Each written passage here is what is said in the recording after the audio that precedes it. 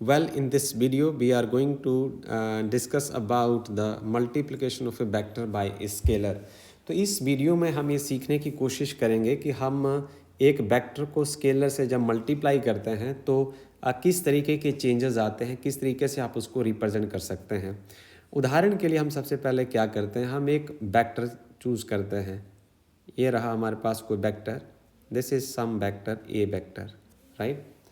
और कोई हम एक स्केलर चूज़ कर लेते हैं। फॉर एग्जांपल के लिए हम एक स्केलर, कुछ स्केलर चूज़ कर सकते हैं।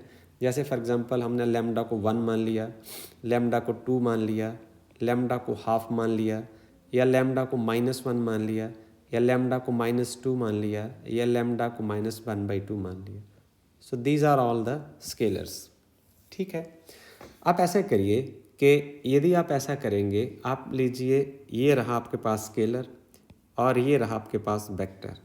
तो दिस पार्ट इज स्केलर जिसमें सिर्फ मैग्नीट्यूड है, and this part is vector जिसमें मैग्नीट्यूड भी है और डायरेक्शन भी है। So when you multiply a scalar with vector you will have the answer always vector. इसमें जो आंसर है वो हमेशा वेक्टर आएगा। सो और ये जो वेक्टर आएगा इट इज़ कोलिनियर, ये जो नया वेक्टर बनेगा this is collinear to vector a. So this is lambda time a vector. This is collinear to vector a. जो आपका existing vector है उससे collinear होगा, collinear to vector a. इसका समझना है अपना मतलब क्या हुआ कि वो इस a vector से इस सेम लाइन में पैरेलल होगा या एंटी पैरेलल होगा। So now it depends upon the जो लैम्डा कुड बी ये पॉजिटिव भी हो सकता है और नेगेटिव भी हो सकता है। सो फॉर एग्ज़ाम्पल यदि मान लो हम इसको ऐसे कुछ लिखने की कोशिश करें कि magnitude of lambda A vectors क्या हो जाएगा, हम ऐसा डिस्कस करें कि हम लैम्डा ए वेक्टर पॉजिटिव मान के ही चलते हैं तो ये इतने गुणा जो है वो वेक्टर आपका बड़ा हो जाएगा। उदाहरण के लिए हम बात करते हैं, इफ़ सबसे पहले लैम्डा इज़ इक्वल टू 1, पहला हम स्केलर लेते हैं। इसका मतलब क्या हुआ कि जो आपका वेक्टर है उसकी लेंथ को कोई फ़र्क नहीं पड़ेगा, तो सेम वेक्टर रह जाएगा, ये हो गया ए वेक्टर। अब दूसरे केस में हम ऐसा करते हैं, इसके हम दो पार्ट कर देते हैं, आधा आधा। अब यदि हम करते हैं if lambda is equal to 2 तो आपका जो नया वेक्टर होगा वो डबल हो जाएगा। ये देखिए ये एग्जिस्टिंग वेक्टर है and now you extend it to the double of it. So आपका ये जो पार्ट है and second, third and fourth, so ये हो जाएगा। I mean here we can say here lambda, नहीं it is now 2a, this is a new vector but this is collinear to the initial vector। ये आप ध्यान दें कि इसका जो डायरेक्शन है, ये देखिए इसका जो डायरेक्शन है और इसका जो डायरेक्शन है वो सेम है, ये पैरेलल है एक दूसरे के। So they are collinear. Lambda A is, ना see here, lambda A is collinear to the vector A, वो ए वेक्टर के कोलिनियर होगा, मीन्स इसके पैरेलल या एंटी पैरेलल होगा। ओके, तीसरे केस में हम ऐसा करते हैं कि हमारे पास है, यदि इफ़ ऐसा भी हो सकता है, ये जो स्केलर है वो आधा भी हो सकता है। तो आप देखें कि ओरिजिनल वेक्टर आपका ये है, ये ओरिजिनल वेक्टर है, this is the length of the vector. Now यदि लैम्डा इज इक्वल टू 1/2 है, यदि लैम्डा 1/2 तो जो आपका वेक्टर है वो सिर्फ इतना रह जाएगा। इसको हम ऐसा लिख देते हैं, देन ये vector will be of this length. So here it is 1/2 time A vector, इतना रह जाएगा। सवाल आगे बढ़ता है हमारे पास, if lambda is equal to, if lambda is equal to -1, lambda -1 भी हो सकता है because it is also scalar quantity.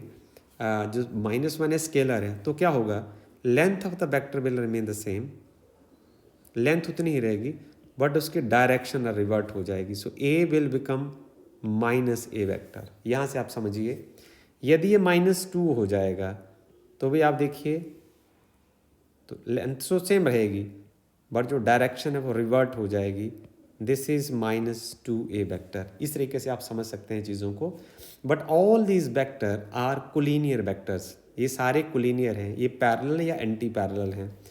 तीसरा केस ऐसा है कि यदि आपका लैम्डा की वैल्यू ऐसे होती है, if lambda is equal to -1/2 what will happen then, the length of the vector will become half, but its direction is opposite to that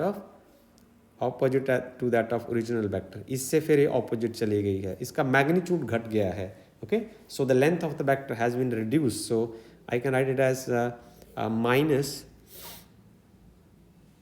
this is minus 1/2 into a vector. So all these vectors are the collinear vectors. This is very interesting now.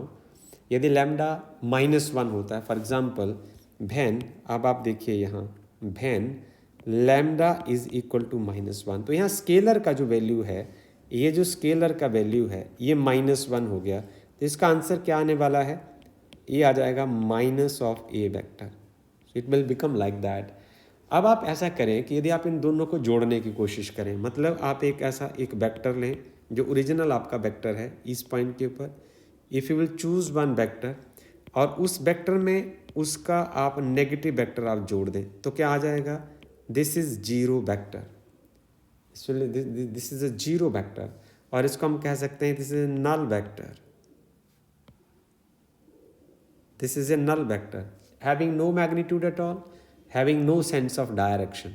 एक case ऐसा भी हो सकता है, ये हुआ additive inverse. तो additive inverse को आपको समझना है कि जब हम वेक्टर में उसका नेगेटिव वेक्टर ऐड करें और आंसर जो है वो जीरो वेक्टर आ जाए, तो जो एडेड नेगेटिव वेक्टर है वो एडिटिव इन्वर्स हो जाएगा. ओके, एक हम और बात डिस्कस करते हैं ऑल्सो. ये देखिए, यदि हम ये मान के चलें कि जो हमारा स्केलर जिसके साथ हम मल्टीप्लाई कर रहे हैं, ये 5 भी हो सकता है, 50 हो सकता है, 10 हो सकता है, 20 हो सकता है, -10 हो सकता है, कोई भी नंबर हो सकता है. ओके, तो यदि हम लैम्डा को ऐसा करें, lambda is equal to 1/, magnitude of a consider कर लें. ठीक है, कंडीशन ये होना चाहिए कि जो ए वेक्टर है वो ज़ीरो नहीं होना चाहिए, वो ज़ीरो वेक्टर ना हो, नल वेक्टर नहीं होना चाहिए. ओके, सो इस कंडीशन में क्या होगा, हम जरा इस पार्ट को सॉल्व करने की कोशिश करते हैं. लैम्डा ए वेक्टर, तो इसको सॉल्व करके क्या आएगा, lambda vector and A vector. अब लैम्डा की जगह हम ऊपर से वैल्यू सब्स्टिट्यूट कर देते हैं, तो मेरे पास आ जाएगा 1 magnitude of A into A vector. तो ये कट के क्या आ जाएगा, दिस विल बिकम 1.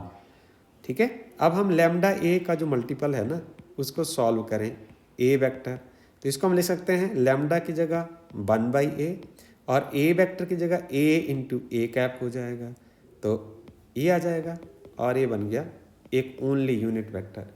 तो जब आप लैम्डा को 1 magnitude of A vector consider करते हैं तो लैम्डा ए क्या हो जाता है, एक यूनिट वेक्टर बन जाता है.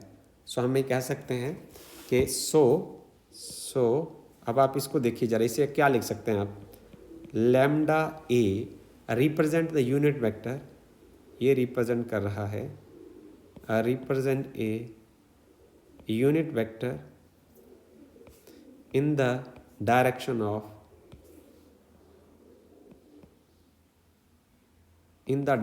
Of A vector. तो ये जो लैम्डा ए होगा वो एक नया वेक्टर होगा और एक यूनिट वेक्टर होगा और ए वेक्टर की ही डायरेक्शन में होगा. सो हम ये लिख सकते हैं unit vector is 1 magnitude of A, that is lambda, and this is the original vector.